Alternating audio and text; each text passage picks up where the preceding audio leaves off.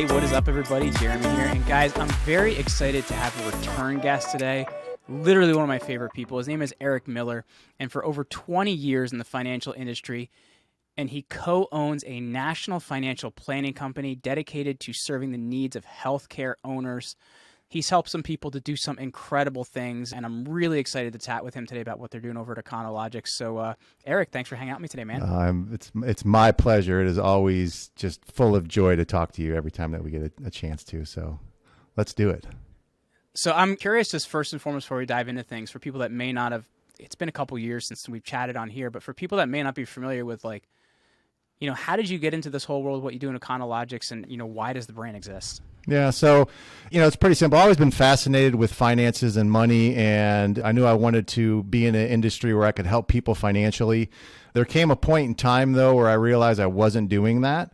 And then at the same time, I realized that being from a healthcare background, I saw that most healthcare owners were getting cookie cutter financial advice, and they just weren't in good shape. These people that are on the front line of treating patients and, you know, treating people and getting people well, and after a lifetime of service, they just didn't have much to show for it. Yeah. So that was the area that I decided, okay, you know, I have some acumen in this area of finances. Why don't we go ahead and see how we can help these owners really live a better financial life, the one that I think they deserve. So that's where we got into working with healthcare owners.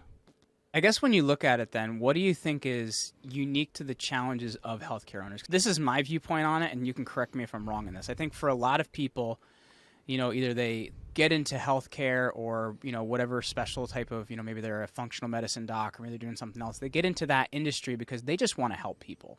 But I think one of the hardest single things is if you want to help people long enough, you actually learn how to make money in it and really go in that. Do you see that as one of the major problems with, you know, for providers out there? Yeah, it's true. The business is the vehicle, right? The business is the vehicle which you help the people. And if that business isn't solvent, if it isn't financially stable, if they're not running it like a business, then, you know, you're not going to be able to see as many patients and treat as many patients. So I think that is the real problem, is that most practitioners, look, they went to school for 5-7 years to learn how to be a rock star practitioner, how to be really good at whatever it is that they do, but they just never taught them business, financial skills in school. You know, it's omitted for some reason. We could probably go down a rabbit hole on that one, but it really is. I mean, they don't learn these basic financial skills of how to manage the business finances, how to manage their personal finances, and that definitely causes trouble. I guess where's the best place for somebody to start with that, right? Because I think they hear that and it can be overwhelming, right? Because, you know, maybe, I hope this isn't the case, but maybe some of them, their personal and business finances have gotten commingled because they're trying to figure some stuff out and they're just trying to keep their business existing. And where do they start, man? Like, where's the best place to even start with any of this stuff? Podcast. No, I mean, Here we are. Here we are. Hey, look, I think it starts with, you know, initially it's going to start with just building a bit of your own financial team. And that means you're going to have to hire someone, maybe a bookkeeper or CPA that works with other people in your industry that can give you at least some basics of, like, here's a balance sheet, here's a profit and loss statement. They can give you some basics of that. And, you know, certainly working with, you know, like a financial advisor that understands your business as well. So I think it starts with just building a financial team to start, and then just really, like, you guys know something I don't. Like, you know, they know how to do surgeries. I mean, some of the terms that I hear some of these doctors say, I'm like, oh my God. Like, when it comes to financial matters, there's a lot of things they don't know. So they come to us, you know, who are supposed to be professionals. And I think that's where the education starts. I mean, you can read it in books, you can listen to podcasts, you can go to on YouTube. I mean, you can learn anything you want to for pretty inexpensive. But I think that's the learning curve I would start with if I'm a healthcare owner. And that financial team, like who should be on that financial team? And what data should they be getting, and what data should we be getting from them? I think it all depends on where they're at in their financial journey. I definitely think if someone's getting new into business, I would want to hire like an industry specific consultant. That person should be on your team. So that's the person that's telling you, okay, here's the metrics that you need to look at in your business. This is how many patients you should be seeing. This is how you should, the stats you should keep. I mean, there are definitely things I think that you can do with the consultant. Having a really good CPA that understands your industry, I think is vital, because they can help clarify some of that, the accounting and business aspects of that. And then just a financial advisor that can coordinate not only what's going on in the business, but how that affects your household as well. Because what's the point? I mean, I've seen this so many times. Like, what's the point of having a business that's super viable and then none of that money ever gets to your household? Yes. You know, it's like, that is the biggest reason for burnout, I think, in the healthcare industry, because they're doing 90% of their times in the business, and they're like, what do I have to show for it personally? And that's where I think we come into play, is really, you know, bridging the gap between the two. You know, what's interesting about that is I feel like, and this is just my own opinion, I feel like that can really dull your purpose, right? Do you know what I mean? Because you're like, you're doing this, you're doing this, you're doing this, you're doing well, but you're not doing well, right? Like, I guess, how much effect does that have on the business? Well, I mean, look at you. You're buff as heck. I mean, it's almost crazy how buff you are right now. Look at that. Look at those guns. So if you were working out as hard as you are, Jeremy, and you didn't see any results, that would probably have an effect on you at some point in time. Right? Yeah, absolutely. So I just kind of use that same thing for an owner, is like, look, I mean, they pour their blood, sweat, and tears into the practice. They, you know, take a lot of negative feedback from staff. They take a lot of negative feedback from patients. They have to deal with, you know, insurance reimbursement carriers and all that. And if they don't see or feel any of the personal financial results, that is going to wear on someone, right? It's going to make them irritable. It's going to make them tired. It's going to make them all these things. And I think we froze for a second here. I'm not really sure. I can see you. There we go. Oh, you froze for a second there. We're good. Yeah, don't worry. Okay. So I guess then looking at that, you know, let's say like we started to get our financial feet under us. We started to see some growth. Yeah. When's the right time to expand, Eric? Like when should we be thinking about expansion, and when should we be looking at that? Well, for healthcare, that's pretty simple. Look, I mean, most of them have like a facility, right? Maybe it's like a 2,000 square foot facility, 3,000 square foot facility. And I would want that facility to get pretty close to its maximum capacity that it could, you know, maybe close to 85 to 90%, because that's proving to you like you're getting close to it. I think the worst thing that happens with most owners is that they're trying to solve a cash flow problem all the time. And they're like, oh, if I only started this other practice over here, or started this satellite practice over here. I've seen that happen so many times. Like, I'll open this little office in another town, and this one in this town, and none of them are busy.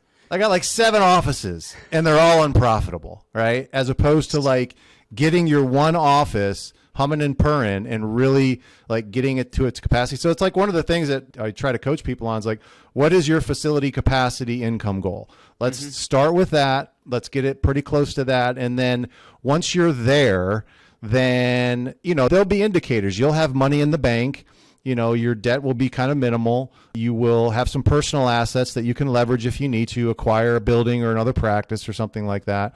And, you know, you have staff. There's an expansion checklist I actually created on this one, but I think it starts with that. It's like, because if you're not at capacity in your current facility, all the problems of why you're not are just going to spill over into the other ones. And to your point, I literally have some people that have like 10 locations and with like a 2% profit margin. I'm like, I've seen it happen so many times, and they're like, you know, this one's only open on Thursdays, and I'm driving to that. Like, you know what I mean? Like, it's like, instead of building a business, you're kind of just making this giant chore for yourself that you most likely hate. Yeah, I don't think I can put any better than that. Yeah. Do you know what I mean? Like, it's like now you have a commute between your offices. It's like, I don't know, man. It doesn't sound great to me. And the sad thing is the value of it, because look, most of these healthcare businesses now, I mean, I think a lot of people in the industry don't really realize that these things are selling for like, you know, 7, 8, 9, 10 times earnings, which is kind of crazy because I don't think that was always the case. So, but your earnings matter. Your profit margins matter. And like, if you're buying a business and you see that it has like a 2% profit margin, you're not going to overpay for that. Yes. You know, you're just not. You're going to be like, I got to go fix this thing. So I try to really instill that in owners, like your profits matter. You have to make sure that you are you have a profit at the end of the day. So I guess like looking at that then, we should be looking at one facility, really getting it humming, knowing what our capacity is. Where should the most value in our business be? Like where should we be building the most value into our business? Like concentrating the most attention? Oh, that's actually a pretty good question. I think on the marketing and the new patients, I think that's always going to be the lifeblood of any business. If you can capture that and really figure that out, that line in, I have a constant like barrage of new patients coming in the door.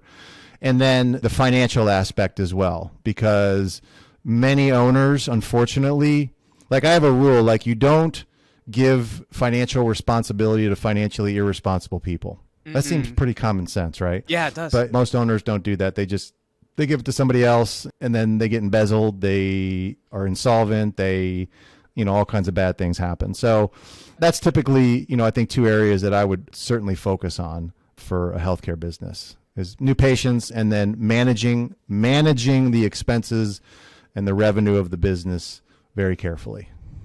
So let me ask you this then. Let's say the practice is doing really well. You're looking at maybe doing something different in your life, and you're looking at maybe like moving on from that, and you're considering selling your practice. Yep. Where do you ensure you get maximum value? Like what things should you be looking at to look that you can get the most for the business? I think too often people will build a business that's so tied to them that it's hard to actually ever extricate themselves from it, even if it's doing well. So like where should we really be concentrating to get the maximum value? Yeah, excellent question. I would say that if you want to have a business that sells for a high multiple, that sells for maximum value, your EBITDA needs to be in the top, like I'd say 5% of your peers. That certainly is going to be number one. You have to have an online presence.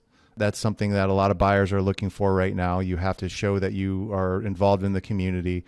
And you personally should not be responsible for more than 25% of the production that occurs in the business. If you're there, then someone's going to be like, well, okay, you're going to have to stay on for another 2 years until we can replace you. So the quicker that you can get out of practitioner care and get more into the executive roles, I think the better, which is very, very hard for healthcare practitioners because they got into it for that reason.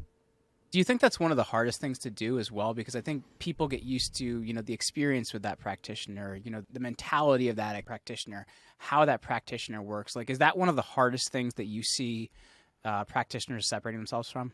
Yeah, but it's also the make-break point of whether or not you're going to have a valuable business or not, because you can just get stuck in being the old-time practitioner that's going to be 75 years old and you're going to die with your boots on. And yeah. That's rough, man. I know. Nobody wants to do that. But yet they don't want to let go of certain patients or clients because they think that they'll lose them. And I just never had that viewpoint. Everyone can be replaced. Everyone can be replaced. And as an owner or as a practitioner, I think what you want is you just want to make sure that your associates, people that are going to be replacing some of the work that you're doing, they just have your DNA imprinted on everything that they do.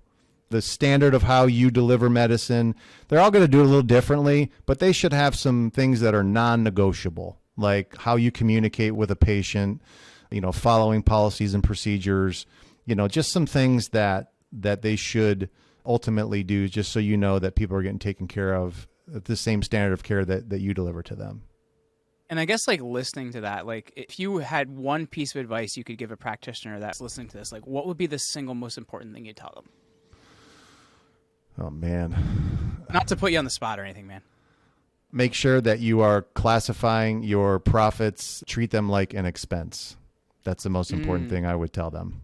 So let's talk about that then. Like how would you do that then? Like how do you classify your profits as an expense? Well, look, I mean, the golden rules of money I've always learned are that an organization will try to blow every single dollar that it makes and then some. That's not just for an organization. It's a household. It's any kind of economy. I mean, look, we got $30 trillion of debt because Congress just continues to blow money. They're still arguing about, well, can we raise our credit card limit? No, you cannot, federal government. Can we do this? But we will, right? So that's a natural law, right? It's going to happen because groups are irrational when it comes to money. And when it comes to the control of money, one person, unfortunately, needs to be in control. Okay. So I say that because the second rule is that your business will also make what it thinks it needs to make to cover its most vital expenses. Like if I told you, Jeremy, look, man, you need to come up with $30,000 in 3 days, or, you know, something bad is going to happen to a child of yours. And I know you would figure out a way to come up with the money, right? Absolutely. Money comes from necessity. Money comes from the necessity of it. So if you want to be a solvent organization, then you have to make sure that those things that nobody thinks are vital, like profits, are incorporated into what the organization thinks it needs to make. The only way you do that is if you treat it like an expense. So for example, for most healthcare owners, I have them incorporate the first 10% of their practice revenue. I have them take it right off the top, and I have them channel that to a separate account for themselves. Okay. And in corporate America, you know, if in corporate America, they just call it a management fee. Like if you look at like any big corporation like Facebook or, you know, Berkshire Hathaway, they have a parent company and then all the subsidiary companies that they own. But every one of these subsidiary companies pays what's called a management fee to the parent company. So I just do the same thing with a household. Like your household's the parent company, 10% comes right off the top, and that goes to the parent company for, you know, other business or personal expansion, multiple income streams, whatever it is. I make it non-negotiable. You got to incorporate that as part of what the business thinks it needs to make. Same with your taxes, same with an expansion fund or business savings. I incorporate like 4 accounts and assign a percentage to them, and that's part of your make-break number. And by doing that, I know that the profits now are incorporated as expenses. They're not like expenses from a business standpoint. You got to write them off, but they're treated like that. They come out like an expense, just like a rent or, you know, payroll or whatever else it would be. Well, I think the viewpoint's different, right? Because like you have to have the money, right? Like you don't have a choice if you have the money or not, right? When you're thinking about it that way. It creates the necessity. So now the organization, oh crap, we need to come up with $200,000 a month to cover all these expenses. Yeah. Right. That's the best way. That's the only way I've ever seen it work.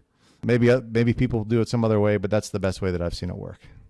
Amazing. Well, Eric, I've really enjoyed this conversation, man. For people listening, if they want to connect with you, or if maybe they're interested in checking out what you guys do at Econologics, how would be the best way for them to do that? Can just go to econologicsfinancialadvisors.com, and we have plenty of downloads and assessments that they can take right from there. Very cool. Well, Eric Miller, thank you so much for hanging out with me today, man. Appreciate it.